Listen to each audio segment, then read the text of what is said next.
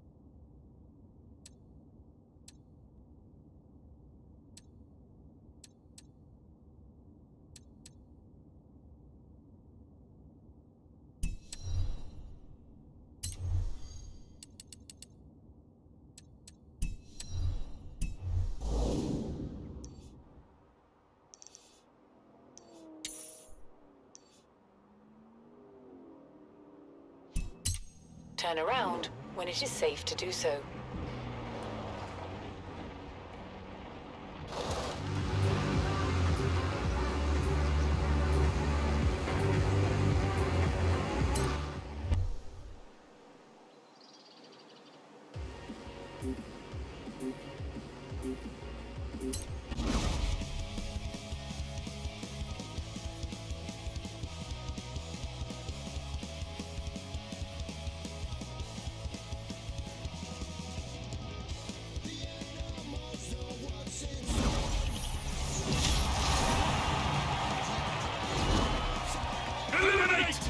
Be eliminated! Ready? Go!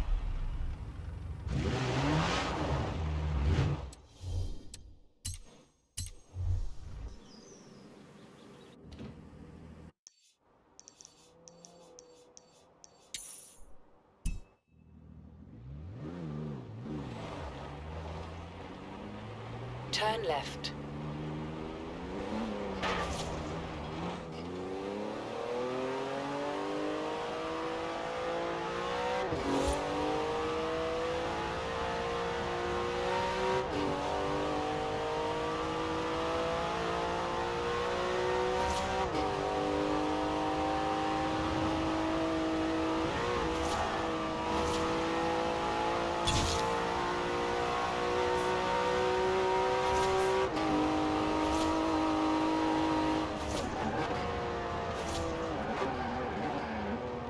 You have arrived at your destination.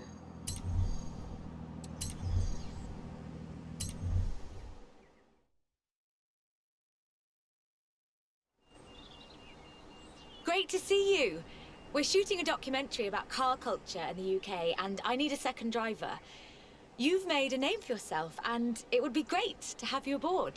It's simple. You drive, I tell the story. Let's do it.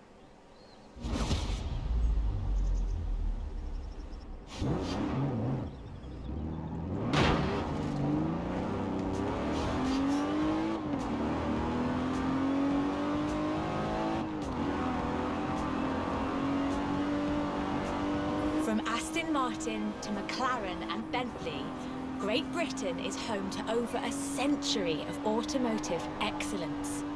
I'm Rebecca Dawson. Welcome to British Racing Green, a documentary celebrating that history. The Aston Martin DB5 Vantage was the quintessential Grand Tourer of the 1960s, combining British engineering and Italian design.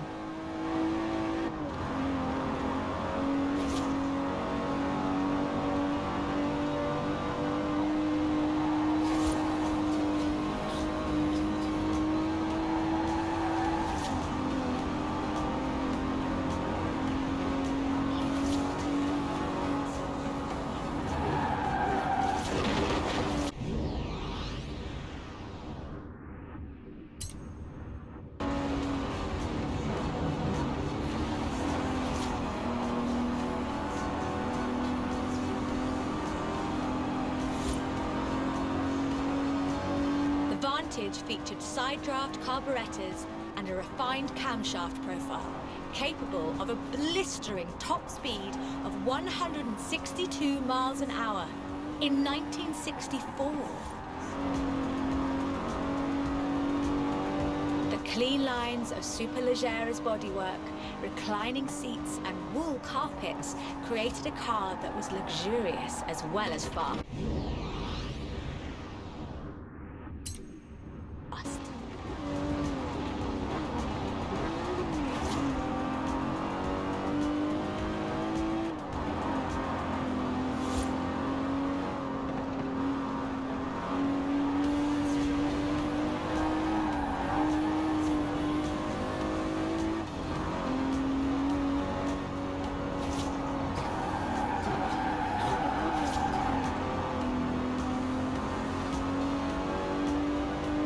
This car would form the basis for the DB range, with later cars improving on the design in many ways, but none would ever achieve the sheer iconic perfection of the Vantage. In 200 yards, turn left. Turn left. For all of its beauty and engineering perfection, only 65 of these beautiful machines would ever be built. If you own one, you own a piece of British history.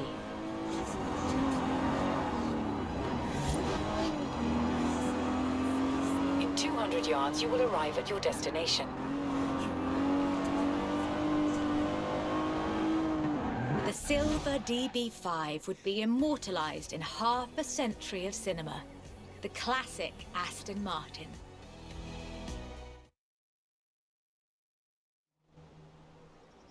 But in 2016, a new DB was unveiled, heralding the dawn of Aston Martin's second century.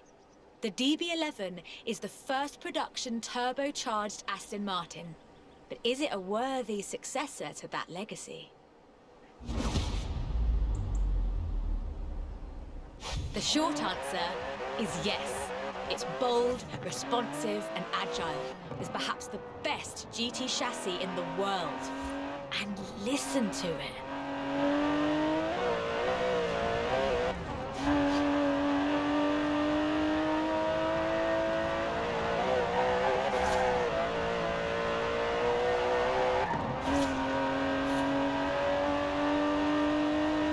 Able to hit 60 miles an hour in 3.5 seconds, the DB11's 5.2-litre twin-turbo V12 boasts a top speed of over 200 miles an hour.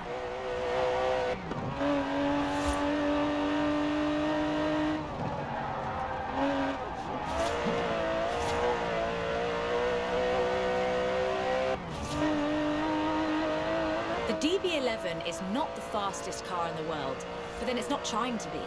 It's sophisticated, effortless luxury. It's an Aston Martin.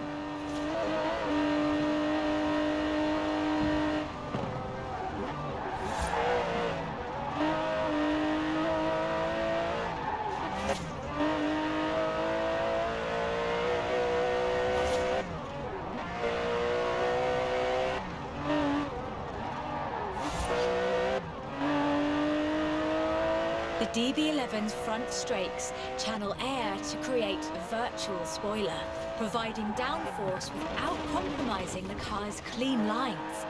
Brilliant.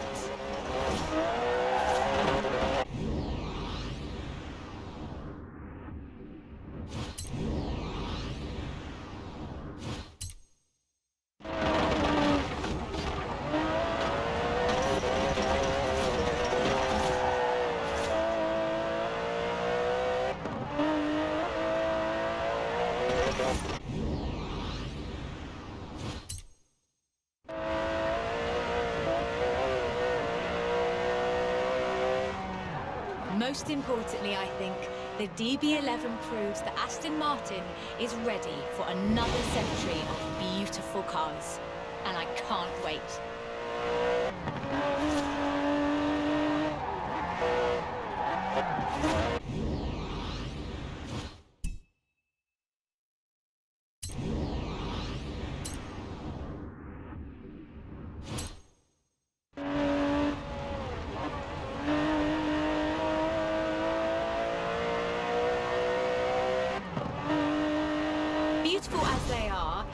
Aston Martins are only one of many cars made in the United Kingdom. Let's see what else is out there.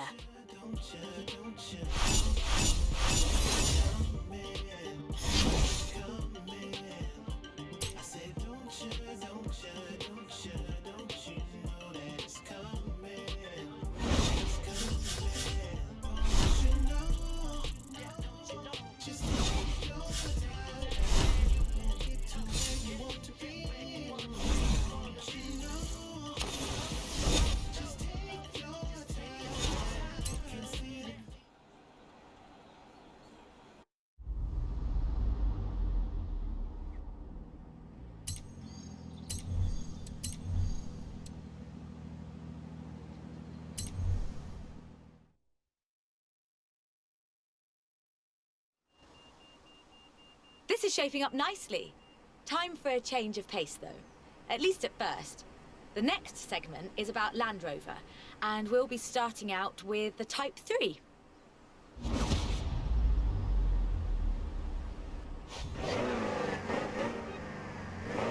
Turn around when it is safe to do so.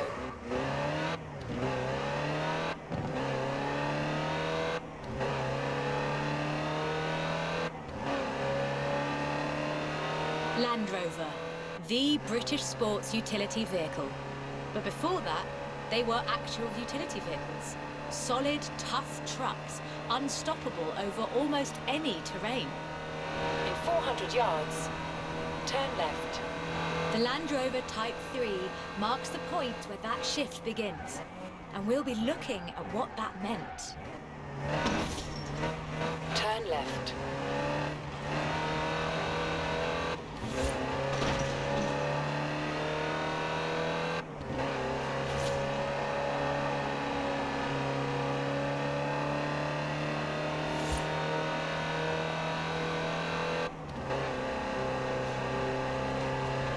Land Rovers have taken on almost every task imaginable.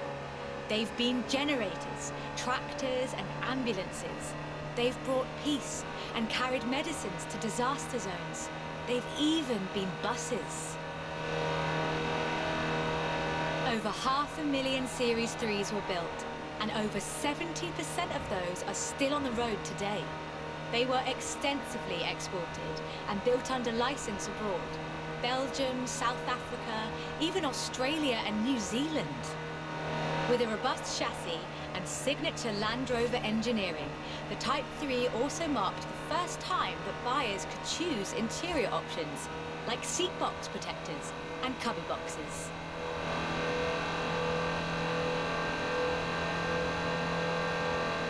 That trend continued, and by 1982, Land Rover were offering the county spec Type 3.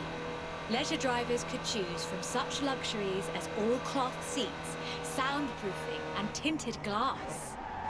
The trend was increasingly clear, and the future of the Land Rover was starting to take shape. If you squinted, you could already see the shape of the first sports utility vehicle, the Range Rover.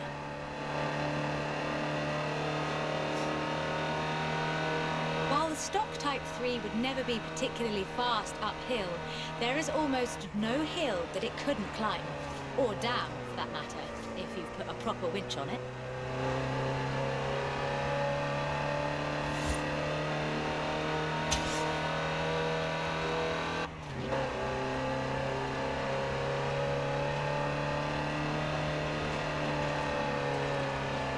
In 1978, a Series 3 was custom-built for Her Majesty Queen Elizabeth II.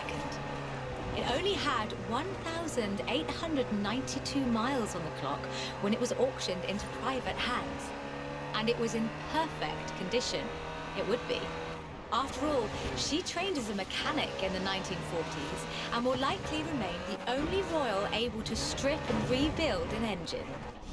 Along with the Range Rover, others would follow. Discovery, Defender, and the Freelander. Each a more sophisticated and enjoyable utility vehicle. But none of them were a replacement for the Type 3. They were a different kind of car.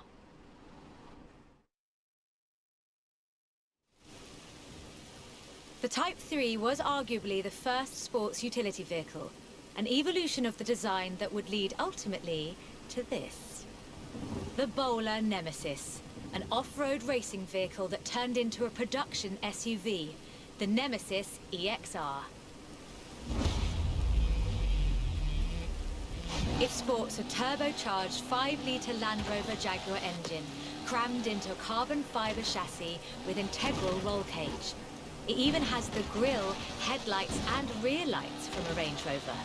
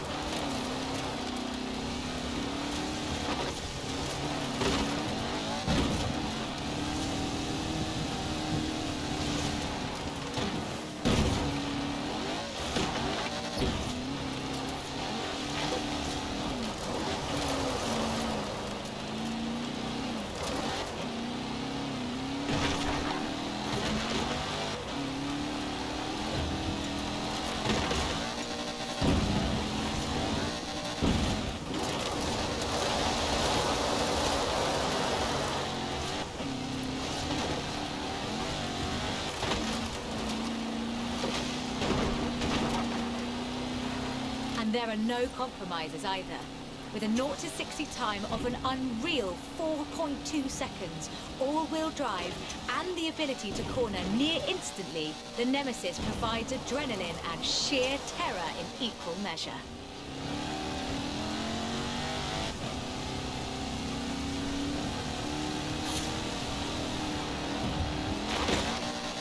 This is an all-terrain supercar. That's the only fair description for this. But that's what you get when you build an SUV with Land Rover DNA.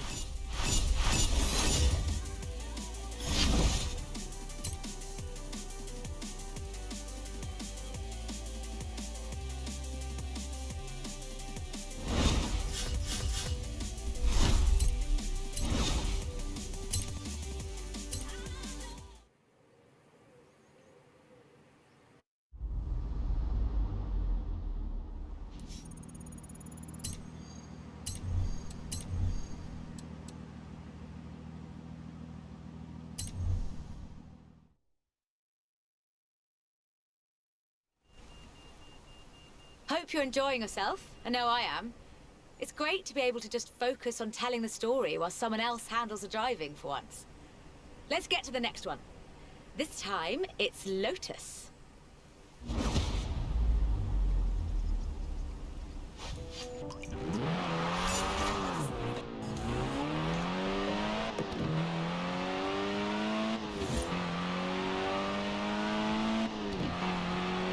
Lotus Engineering Limited began as many stories in British engineering do, in an old barn.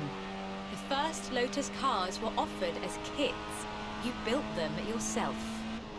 From 1962, they began to actually build the cars themselves. The Elan Sprint showed exactly what they intended to do. Turn around when it is safe to do so.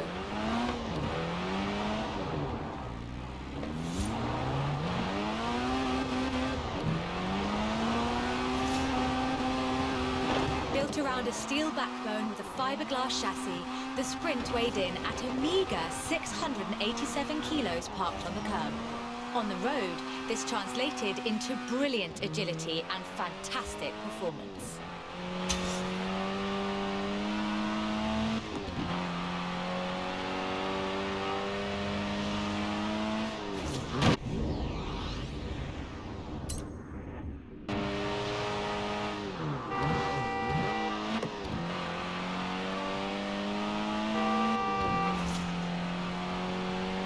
Designer Colin Chapman famously said, "Adding power makes you faster on the straights.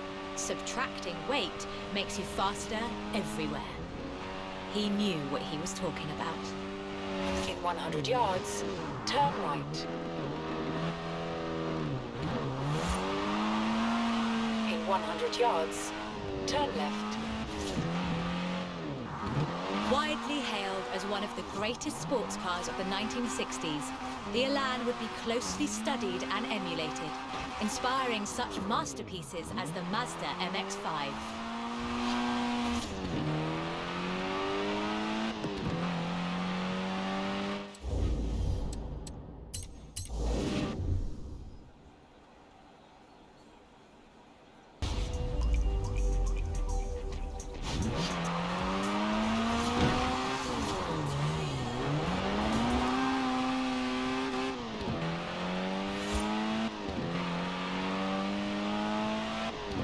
Lotus Engineering Limited began as many stories in British engineering do, in an old barn.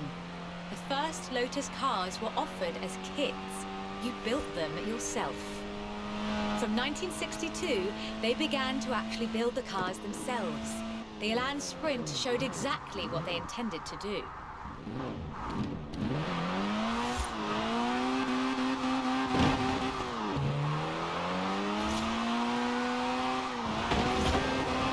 Around a steel backbone with a fiberglass chassis, the Sprint weighed in at a meager 687 kilos parked on the curb. On the road, this translated into brilliant agility and fantastic performance.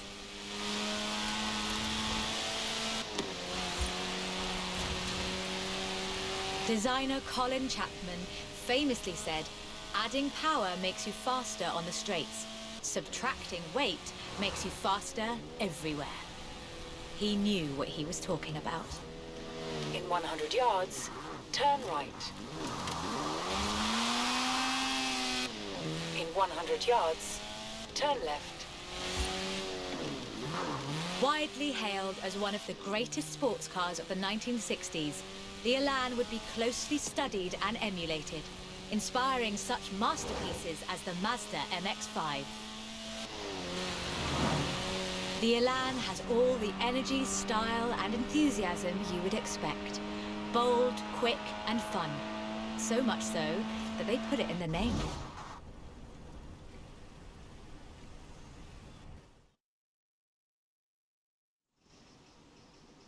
The Elan Sprint was a financial as well as an engineering success for Lotus, validating their approach to design and resulting in a whole family of light, agile roadsters.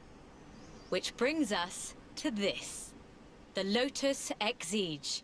It's heavier than the Elan, admittedly, but it's faster. Much, much faster. Touch the pedal, the Exige responds with instant, relentless acceleration. As you'd expect.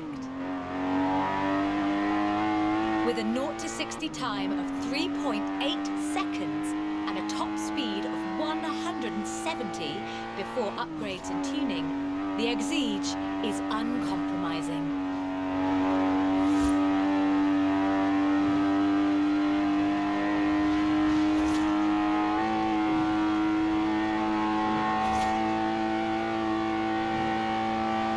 No power steering, so you can really feel the road.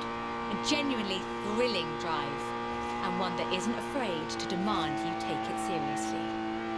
In 200 yards, turn left. Turn left.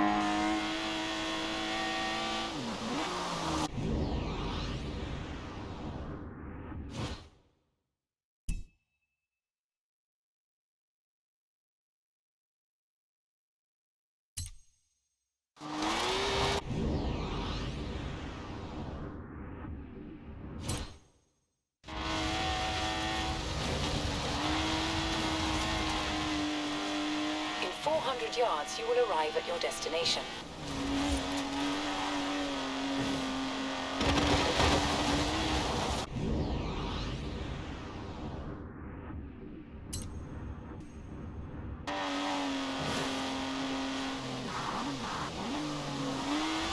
And with rumoured launches of 2 new cars in 2020, Lotus looks set to push the benchmark of the experienced sports car well into the next century.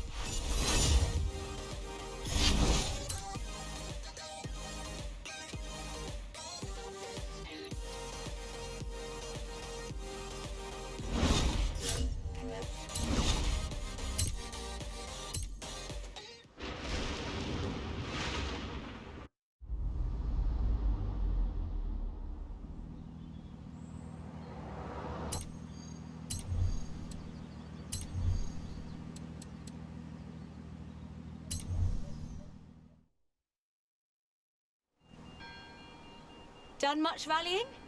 That's a joke. We've all seen what you've been up to. We're doing the next bit on location. You'll see why when you get there.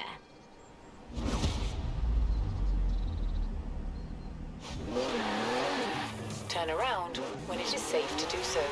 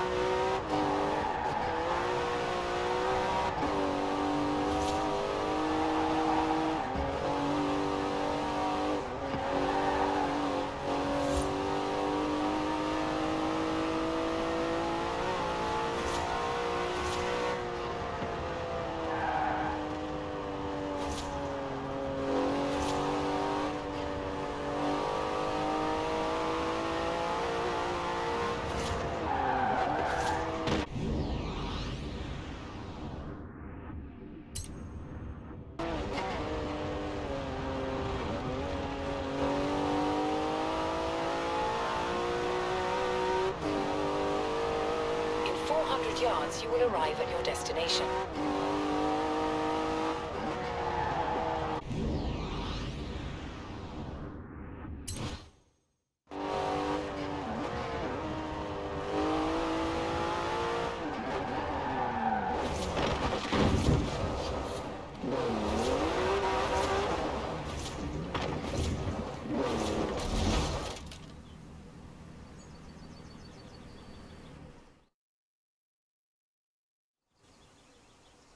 Ford, that most American of cars. But the Ford Escort, oh, that's British. And more than that, the Escort would become for many synonymous with Group B. In the 70s, Ford had embraced that destiny so firmly that they'd begun their own championships to find new drivers. Drivers for cars like the RS 1800.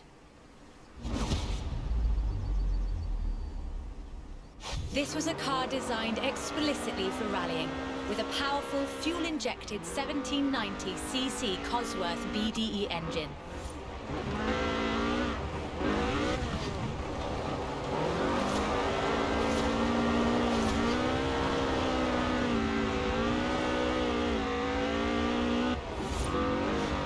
Homologation rules required that all cars entered into the group be production, so Ford built 200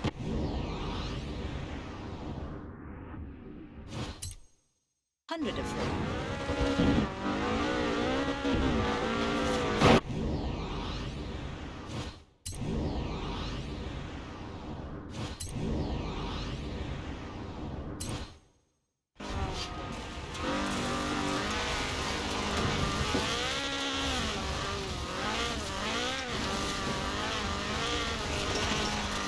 The RS 1800 brought home 17 World Rally Championship victories for Ford.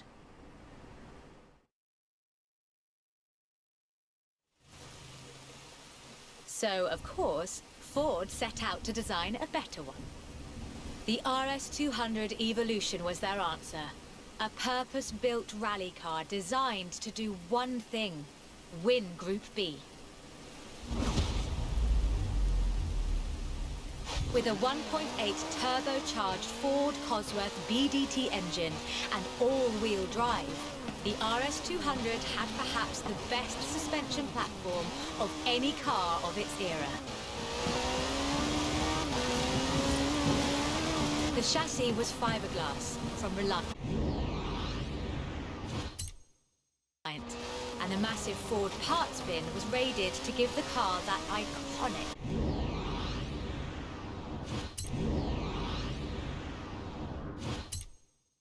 look.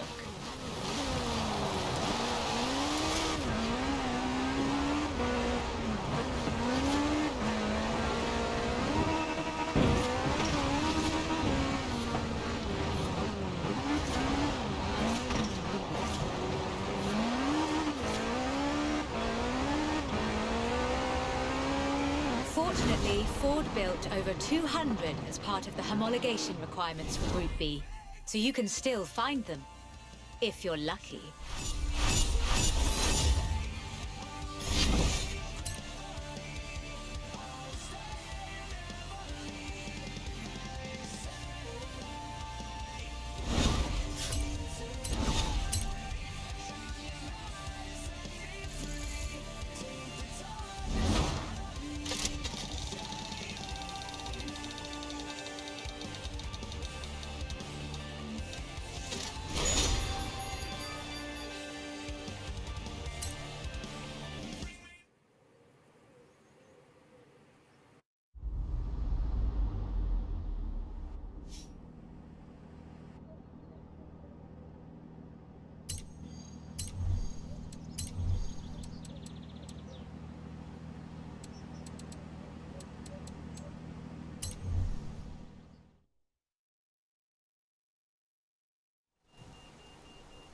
You know, I really like this car. Not that I'd want to drive it for too long. Squeeze yourself in there and let's see just how fast you can make it go. Which won't be too fast. But hey, I could be surprised. The Peel P50 has the dubious honor of being the smallest production car in the world. A one-door microcar coupe, featuring a 42cc air-cooled engine capable of a heinous 38 miles an hour. And a handle so you can pick it up and carry it with you when you get to work. And keep in mind that this is the production version. The prototype had the single wheel at the front. Why would you think that was a good idea?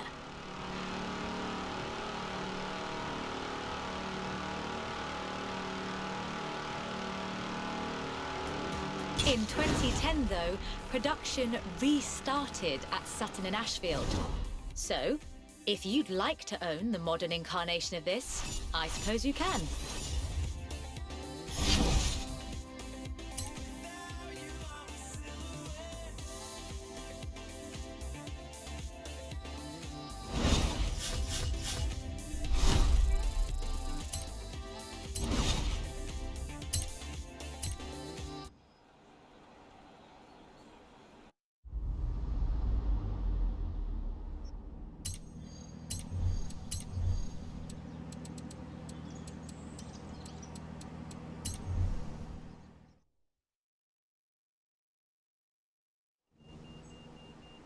Hey there! How about a car with some actual legroom and some actual speed? This section's about what happened when McLaren decided to make a road car. You're going to enjoy this.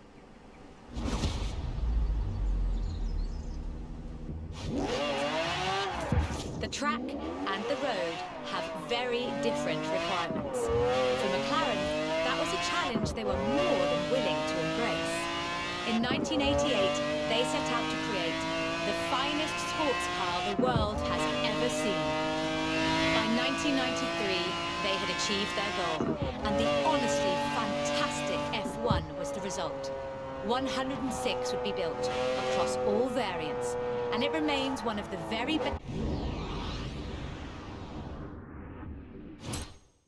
best road cars ever made. The F1 has no turbocharger. That would have compromised the driving experience, increased complexity, and resulted in turbo lag.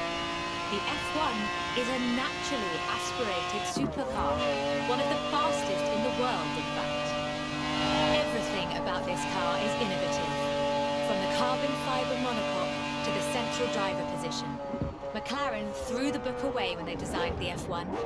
Then they wrote a better one. The F1's monocoque chassis is incredibly lightweight, only 100 kilos all told, which posed a significant challenge because carbon fiber and fiberglass aren't great insulators. So, McLaren lined the entire engine compartment with gold. In 1998, the F1 prototype set the world record for fastest production car, a record that would stand for 2 decades until the Koenigsegg CCR claimed the crown. McLaren's racing heritage is so deeply ingrained in this machine that when they took it to Le Mans in 1995 and faced off against purpose-built racing machines, they won.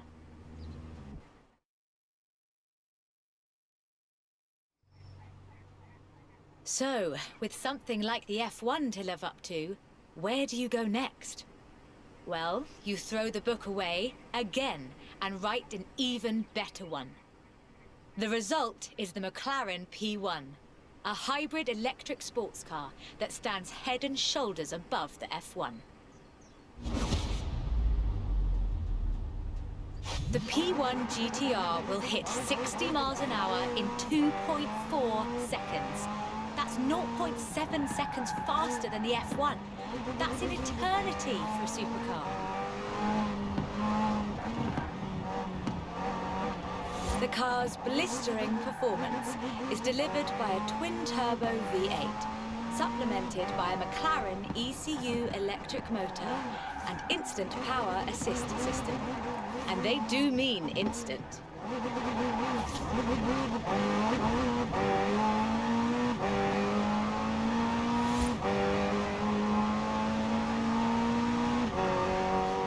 Remember those problems with turbo lag? McLaren solved that with the hybrid drive. While the turbos build pressure, the electric motor drives the wheels. No turbo lag, just torque. And because it's a hybrid, it has an all-electric range. Running on batteries alone, that's 6.2 miles. A bit more if you're going downhill.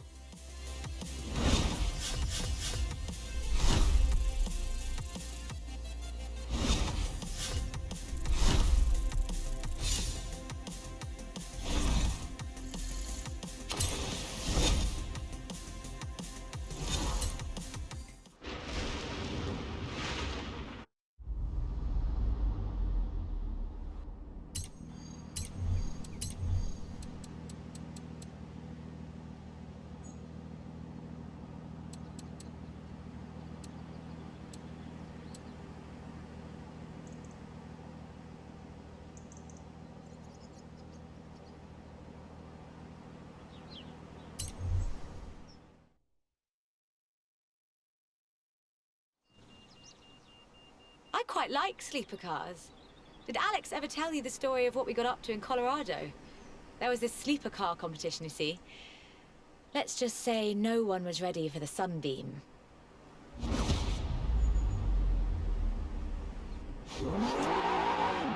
Lotus never quite let go of the upgrade game.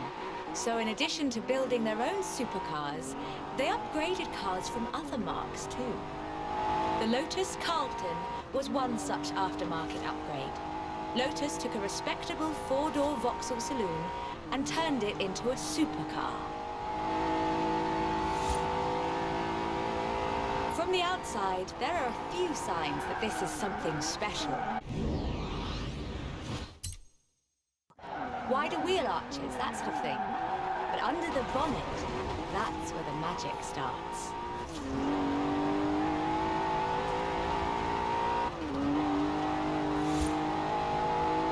Engine capacity was increased to 3.6 litres, and twin Garrett T25 turbochargers were added. The engine block was reinforced, and new crankshafts were forged by Opel and machined in Germany. At the roundabout, take the third exit. The tyres were widened, and the tyre compound from the Lotus Esprit was used. To handle camber change issues, they put in the self-leveling suspension from the Opel Senator. The only upgrade they didn't put in was an electronic speed limiter. All of this resulted in the Lotus Carlton, designated Type 104 by Lotus. A 177 miles per hour supercar, masquerading as a four-door saloon. Only 950 of these custom gems were built, and they've become something of a modern classic.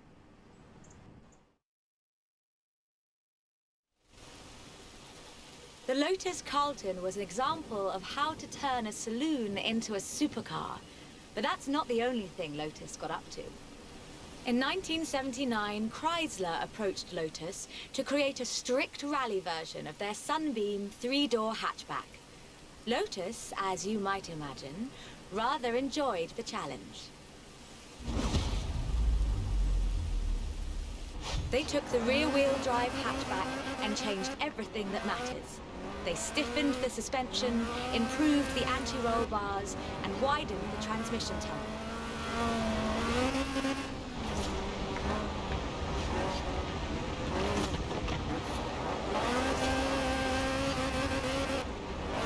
Performance was increased by fitting a 2.2-litre version of the Lotus 911 slant four-cylinder engine, resulting in an impressive 250 brake horsepower, up from a meager 105 in the original.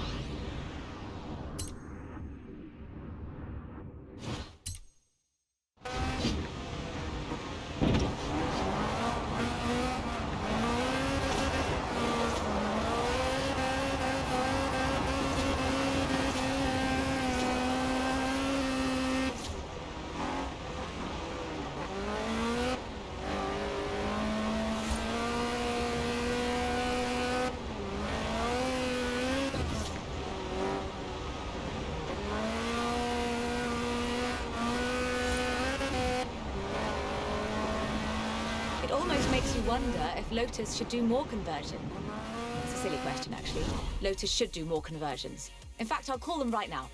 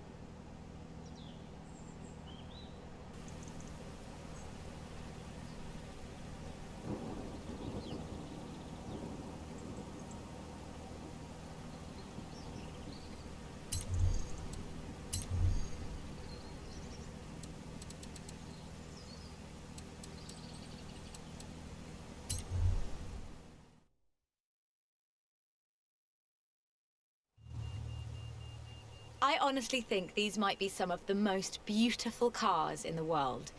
And the story of how it came about is, well, really British. Get in the car and let's get this segment.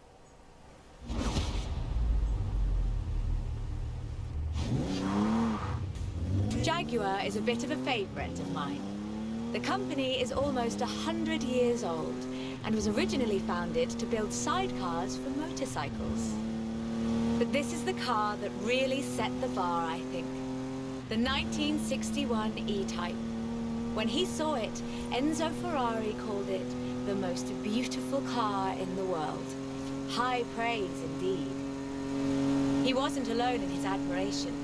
Accolades have followed this car ever since. It's been in movies,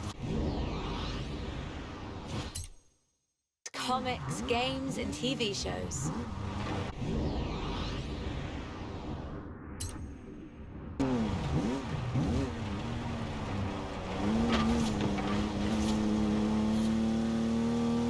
Unlike some later cars in the marque, it wasn't just looks though.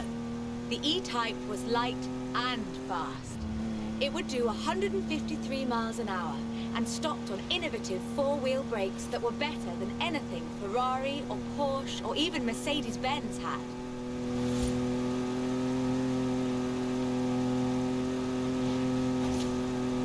It was solid too, with a design based on the D-Type that won the 24 Hours of Le Mans 3 years in a row. At the roundabout, take the second exit.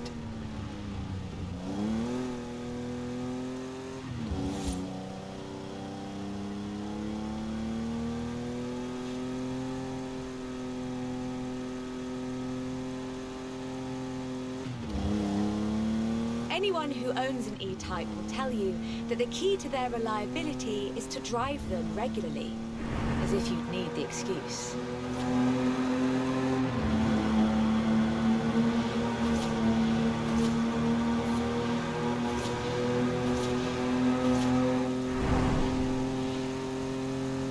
About 2,500 were built, and they're a common sight at auto shows, and surprisingly reasonably priced. All in all, an almost perfect Jaguar.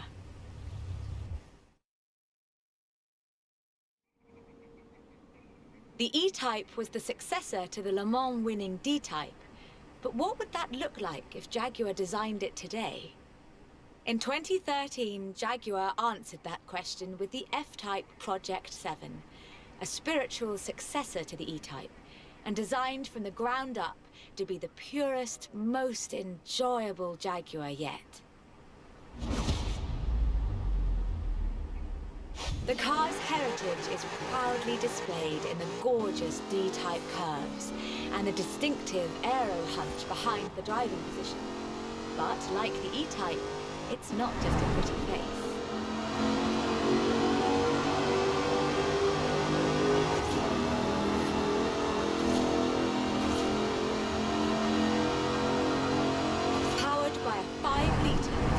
Supercharged engine.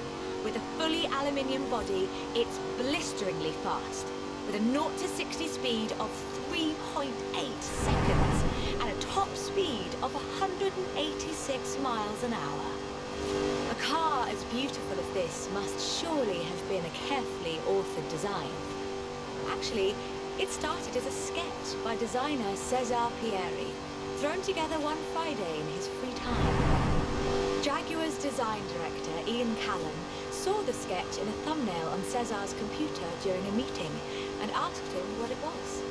The rest is history.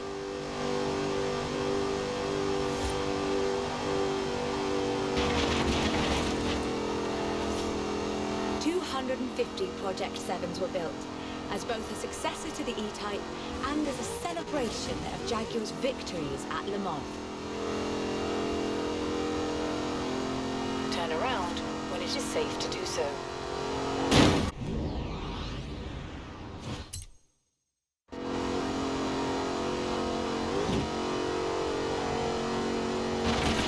I think I speak for all of us when I say, thank heavens for César's Friday afternoon doodle.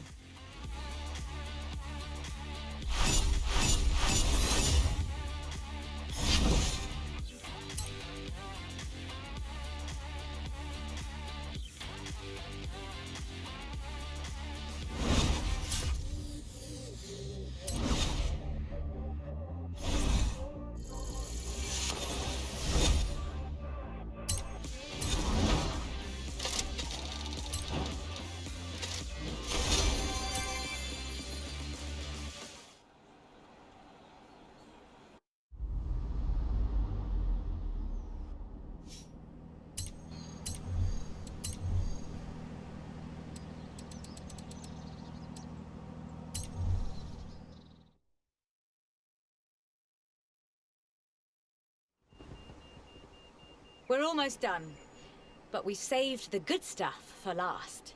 A spot of rallying in the most British car of them all. Get in, strap in, and let's nail this one.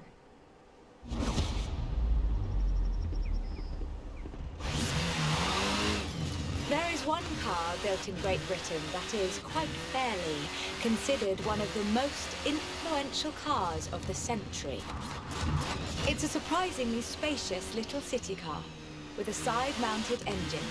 It's an icon of popular culture. It's been built on every continent where there's a car factory. It's the Mini.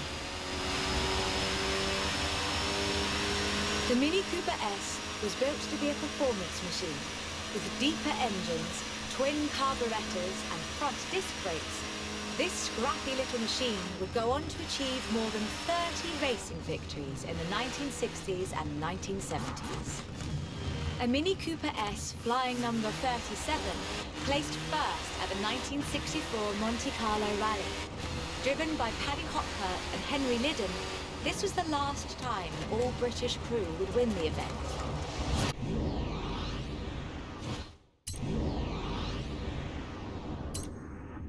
But not the last time a Mini would.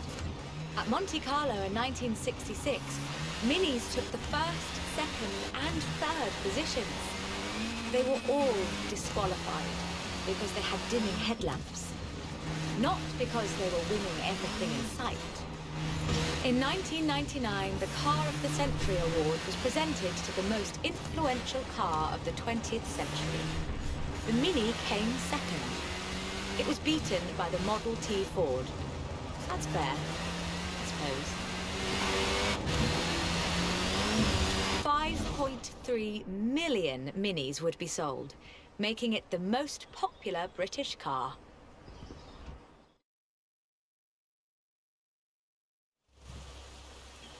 And then in 2000, BMW resumed production of the Mini, breathing new life into the iconic mark. If the Mini of the 1960s had its sights set on the roads of Monte Carlo, the X-rayed Countryman has its eyes on something a little tougher. The deserts and rough terrain of the Dakar, for starters. A wit once said that the only thing Mini in this monster was the pedal. That's rather than missing the point, I think.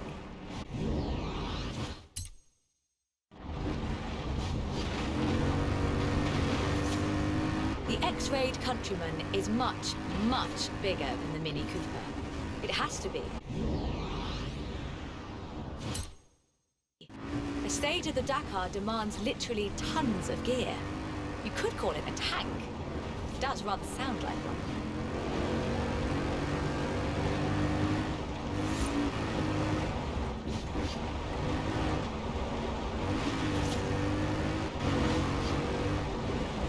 When Mini's X-rayed division set out to build this thing, they had one goal in mind: winning the Dakar. And they did, every year, from 2012 to 2015.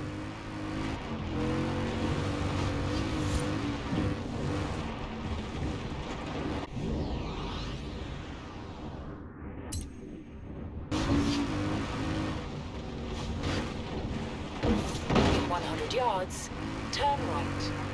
It's designed to be driven for 2 weeks over deserts and badlands, 5 kilometers above sea level. And it still handles like a hot hatch on a nice bit of dry airstrip.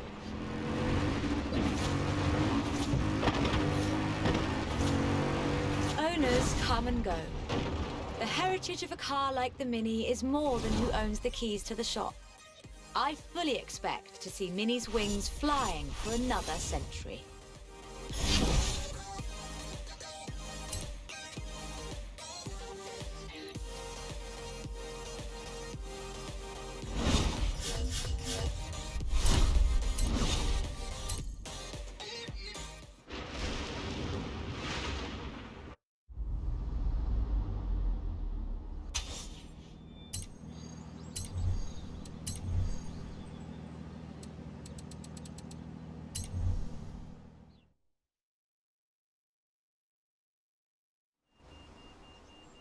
This is quite the story. Bentley at Le Mans in the 1930s. Gentlemen racers, heroic driving, and a personal hero of mine. Take good care of the cars, though. Both of them are mine.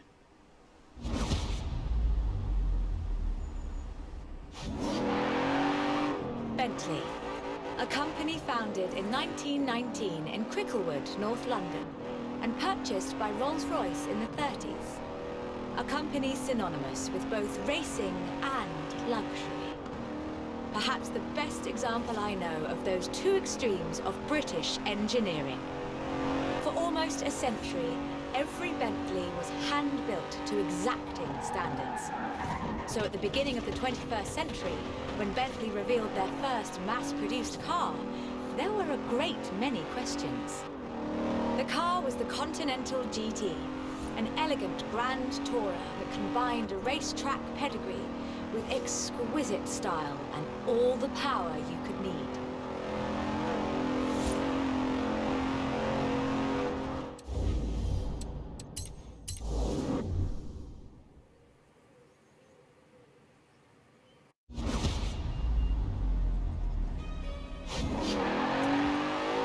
Bentley, a company founded in 1919 in Cricklewood, North London, and purchased by Rolls-Royce in the 30s. A company synonymous with both racing and luxury. Perhaps the best example I know of those two extremes of British engineering. For almost a century, every Bentley was hand-built to exacting standards. So at the beginning of the 21st century, when Bentley revealed their first mass-produced car, there were a great many questions. The car was the Continental GT, an elegant grand tourer that combined a racetrack pedigree with exquisite style and all the power you could need.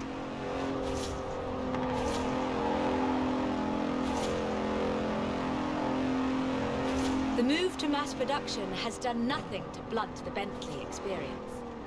The 2017 Continental Supersport is responsive, fast, and beautifully designed.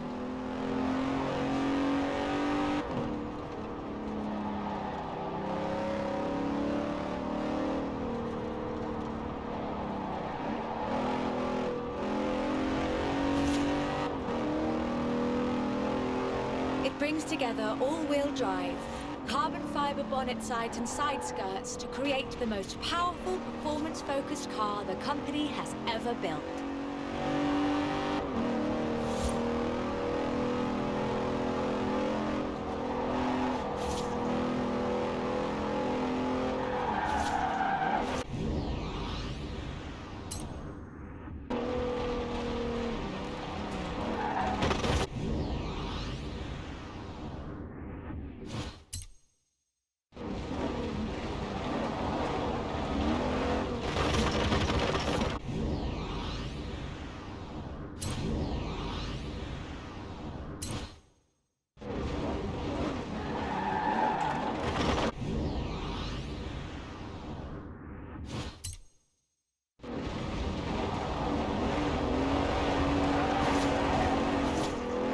Never forget, Bentley's pedigree is racing, and the Bentley Continental embraces that. In 2007, a largely standard Continental Speed GT broke Bugatti's record for the flying kilometre on the frozen Baltic Sea.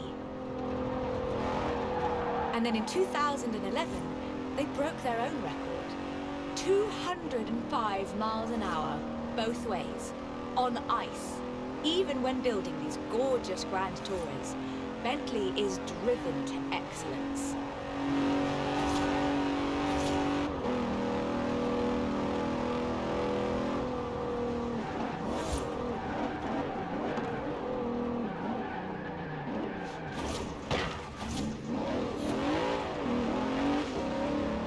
Today, Bentley means modern, peerless luxury and elegance. But that's far from the full story.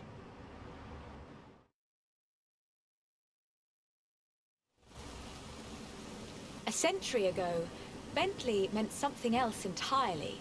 It meant Le Mans. In 1930, eccentric race team owner Dorothy Paget financed a rather special Bentley at Le Mans. It was a 4.5-litre supercharged masterpiece, driven by Sir Henry Bentley Boy Birkin. It posted the fastest time on the day, but it failed to finish. Of Caracciolla's 7-litre Mercedes out of the race at the cost of his own victory. But in doing so, he handed the day to the Bentley Sixes. A gentleman racer indeed.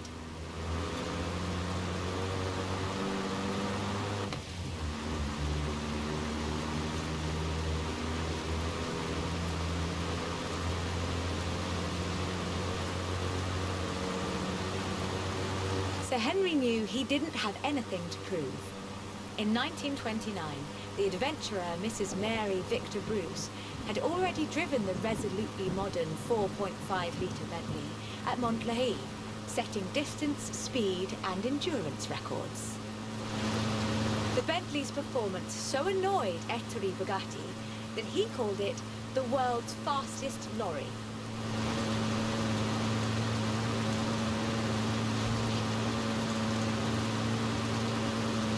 The blower had the last laugh, though.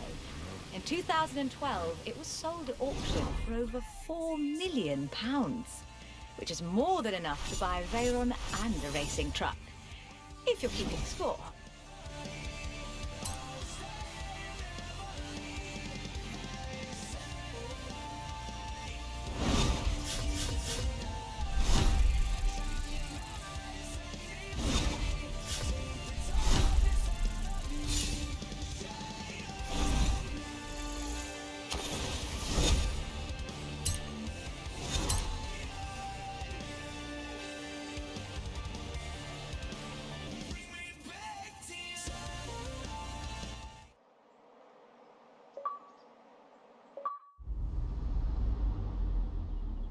Like I told them, can't make a film about car culture around here without you in it, can they? I'll let you know if they need you back. Sounds like this documentary's gonna be pretty good, yeah? The bits with you and Beck in them, at least. Got a call from the producer. Said you couldn't have driven better if you tried.